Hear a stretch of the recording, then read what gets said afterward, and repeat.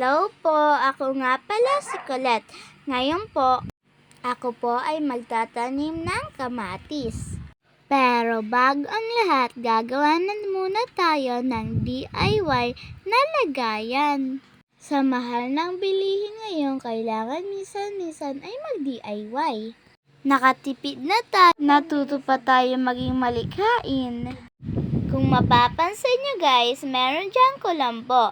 Bukod kasi sa pagkain, isa rin sa mga habit ko ang kumuskus sa kulambo. Siyempre, bago tayo magtanim, kailangan muna natin ng lupa na ating gagamitin.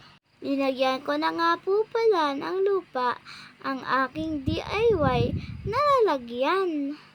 Linagyan ko na nga po pala dyan ng tig-iisang kamatis ang bawat lagayan. Aba syempre, kailangan natin magtanim para tayo ay may ma-harvest. Malaking tipid na kaya yun sa pang-araw-araw na gastusin. Kaya sa mga bata dyan, wag puro cellphone.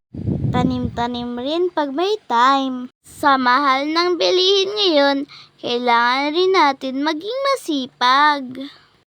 Kahit sa simpleng pagtatanim, malaking tulong na yon sa ating mga magulang. Tapos na nga po pala ako dito magtanim.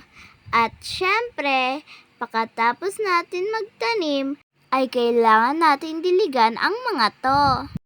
O siya, hanggang dito na lang po muna. Bye-bye! Please like, follow, and share for more videos. See you on my next vlog!